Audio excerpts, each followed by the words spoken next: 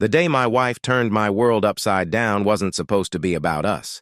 It was her best friend's wedding, a beautiful, picture-perfect event that felt like a dream. Everyone was laughing, celebrating, and sharing in the happiness. But behind the smiles and the champagne, I saw something that changed everything I thought I knew about her and about my life. What happened next is something I'll never forget, and neither will you. I was standing off to the side, holding a flute of champagne, trying to make small talk with a few distant acquaintances of the bride and groom. Sarah, my wife of 6 years, was the maid of honor. And she looked stunning in her pale lavender dress. Her smile was radiant, her laugh infectious. I'd always been proud to be her husband. From across the reception, I watched her flit between the tables, chatting, laughing, and occasionally stealing glances at me. I smiled back each time, thinking about how lucky I was. She was my best friend, my partner, the love of my life. Or so I believed. The first red flag came when I noticed Sarah and the groom, Jack, standing unusually close near the bar. I didn't think much of it at first. After all, they'd been friends for years, long before Jack had met Claire. But there was something about the way they leaned into each other, their heads almost touching as they whispered and laughed. That didn't sit right with me. I told myself I was being paranoid. Jack was Claire's new husband, and Sarah was Claire's best friend. They were probably just sharing a private joke, reminiscing about the past. Still, the pit in my stomach grew heavier. When the music started up and the first dance was announced, I pushed my unease aside. Claire and Jack took to the dance floor, the perfect picture of newlywed bliss. Sarah stood next to me, her arm linked with mine, and for a moment I felt reassured. This was love. This was commitment. But then, as the evening wore on, Sarah began to disappear for long stretches. Each time I looked for her, she was nowhere to be found. At one point, I caught her coming back from the direction of the vineyard's private garden. Her cheeks flushed, her hair slightly disheveled. "Where have you been?" I asked casually, though my voice betrayed a hint of suspicion. "Just helping Claire with something," she said quickly, avoiding my gaze. She needed me to grab some things from the bridal suite. Her excuse sounded plausible enough, but something about the way she said it felt off. Her voice was a little too high-pitched, her smile a little too forced. By the time the reception began winding down, my unease had morphed into full-blown paranoia. I noticed the way Jack and Sarah exchanged glances during the speeches, the way her hand lingered just a second too long on his shoulder when she congratulated him. And then it happened. I was in the middle of saying goodbye to an old college friend, when I heard a hushed but urgent whisper from behind me. "They're in the wine cellar," someone said. I turned to see Claire's cousin Jenna, standing with her arms crossed, looking both furious and disgusted. Her eyes darted toward the small wooden door that led to the vineyard's wine cellar. "What?" I asked, my heart pounding. Jenna leaned closer, her voice dropping to a near whisper. "Your wife and the groom. I saw them sneak in there together about 10 minutes ago. They've been acting weird all night." The room spun around me. For a moment, I thought I might be sick. But then a surge of adrenaline took over, and before I knew it, I was pushing through the crowd, heading straight for the wine cellar. I yanked the door open and descended the narrow staircase 2 steps at a time. The dimly lit space smelled of oak barrels and aged wine, and for a moment I thought it was empty. But then I heard it. A muffled giggle, followed by the unmistakable sound of lips meeting. I turned the corner, and there they were. Sarah, my wife, was pinned against one of the barrels, her hands tangled in Jack's hair. His suit jacket was off, his tie loose, and her dress was hiked up in a way that made my blood boil. "What the hell is this?" I roared, my voice echoing off the stone walls. They jumped apart like guilty teenagers caught by a parent. Sarah's face turned ghostly white, and Jack looked like he wanted to disappear into the floor. "Tom, Sarah began, but I didn't. "Let her finish," Save it, I snapped, my fists clenched at my sides. I turned to Jack, who was already scrambling to button his shirt. You're married! You literally just got married today! It's not what it looks like, Sarah stammered, her voice shaking. Really? I said, my voice dripping with sarcasm. Because it looks like you were just making out with the groom at his own wedding. Did I miss something? Jack mumbled. Something about being drunk, but I wasn't listening. All I could see was red. Get out! I said through gritted teeth. Both of you! Now! Sarah hesitated, tears streaming down her face, but I couldn't bring myself to care. She'd destroyed everything in the span of a few hours. By the time I stumbled back into the reception, my mind was racing with questions, and my heart felt like it had been ripped from my chest. How long had this been going on? Was it just a drunken mistake or something more? And what the hell was I supposed to do now? As I stood there, surrounded by laughing guests and clinking glasses, I realized one thing. My life would never be the same again. The drive home from the wedding was unbearable. Sarah sat in the passenger seat, her eyes red and swollen, silent except for the occasional sniffle. I couldn't bring myself to say a word. Every time I glanced at her, the image of her and Jack in the wine cellar flashed in my mind like a cruel slideshow. We pulled into our driveway, the house that we'd built together standing in stark contrast to the chaos swirling in my head. As soon as we stepped inside, I finally broke the silence. How long? I demanded, my voice sharp and cold. Sarah flinched, her back to me as she stood in the kitchen. It wasn't like that, Tom. It was a mistake. A stupid, drunken mistake. Answer the question, I snapped, slamming my fist on the counter. How long has this been going on? Her shoulders sagged, and she finally turned to face me. It was just tonight. I swear, it didn't mean anything. I laughed bitterly, the sound hollow and humorless. Didn't mean anything? You threw away 6 years of marriage for something that didn't mean anything? Tears streamed down her face as she shook her head. I didn't throw anything away. I love you, Tom. I messed up. But we can fix this. Fix this? I repeated, my voice rising. You cheated on me at a wedding, Sarah. With the groom. Do you even hear yourself? She stepped closer, reaching for my hand, but I pulled away like her touch burned. Please, Tom, she begged, her voice breaking. It was a mistake.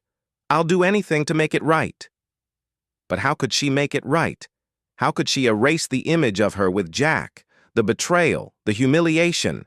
The questions swirled in my head, and suddenly I realized I needed answers. Not just from her, but from him. Without another word, I grabbed my phone and walked into the living room.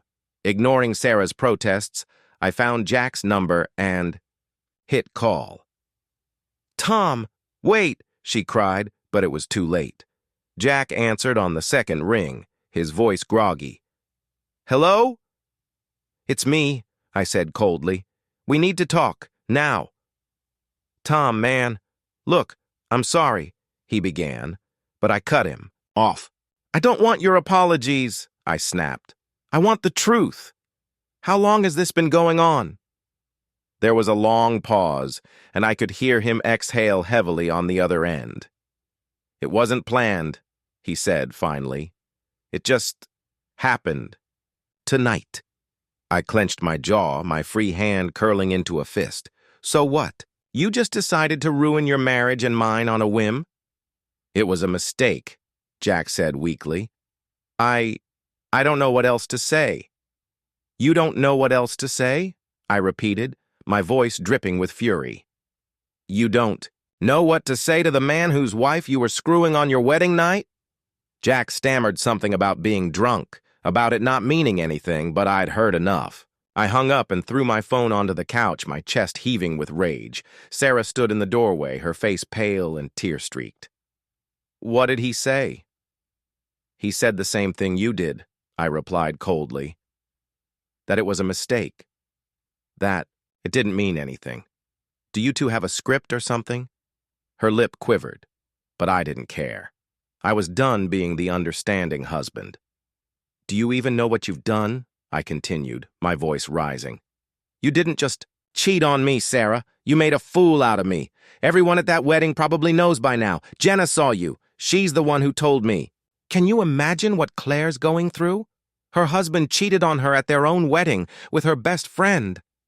Sarah collapsed into a chair, sobbing, but her tears only fueled my anger. "How could you do this to us? To me? I trusted you, Sarah. I loved you." "I love you too," she cried, her voice muffled by her hands. "I made a mistake, Tom. Please don't throw everything away because of one stupid mistake." But how could I not? How could I look at her the same way again, knowing what she'd done? The days that followed were a blur of silence and tension.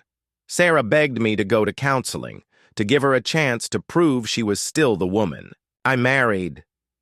But I couldn't shake the images in my mind, the anger in my chest, the humiliation that clung to me like a second skin.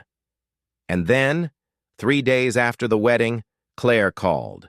Her voice was raw, trembling, and it was clear she'd been crying.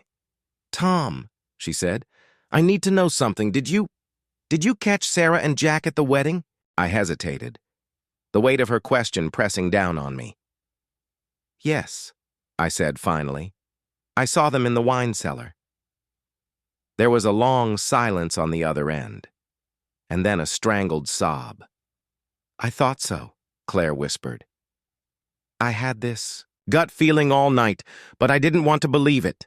I can't believe they would do this to us." I wanted to comfort her, to tell her it wasn't her fault, but I was too numb to find the words.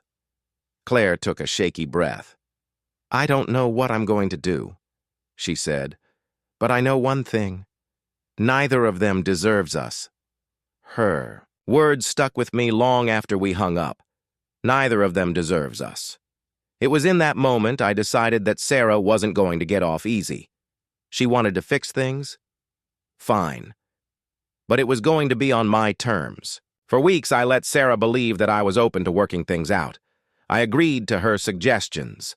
Counseling, heartfelt conversations, even her promises to cut Jack out of her life completely. She bent over backward trying to prove her loyalty, but I knew it was all a charade. Trust doesn't come back that easily. Meanwhile, I worked on my own plan. I wasn't going to let her or Jack walk away from this without consequences. They had betrayed me, humiliated me, and destroyed everything we'd built together. They needed to feel the full weight of what they'd done. The first step was gathering evidence. I wanted to make sure that when everything came crashing down, they couldn't deny the truth. I started with Sarah's phone. Late one night, after she'd fallen asleep, I unlocked it using her passcode, something she hadn't bothered to change. What I found gutted me. Their texts were still there, buried deep in an archived chat she hadn't thought to delete. The messages confirmed everything. Flirtations that had started weeks before the wedding.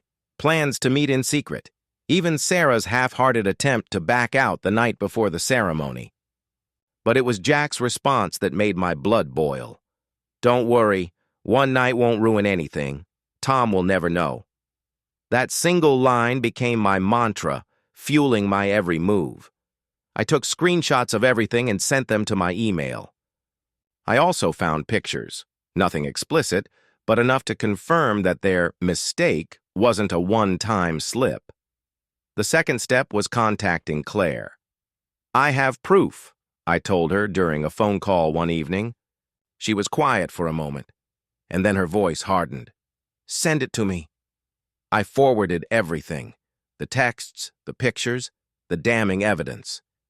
When she called back, her voice was thick with anger and determination. "They think they can just move on like nothing happened," she said, "but they're about to learn otherwise." We spent the next week planning. Claire had decided to file for divorce, but she wanted to make sure everyone knew the real reason her marriage had fallen apart. The opportunity came in the form of a post-wedding brunch that Jack's family was hosting for close friends and relatives. Sarah hadn't been invited.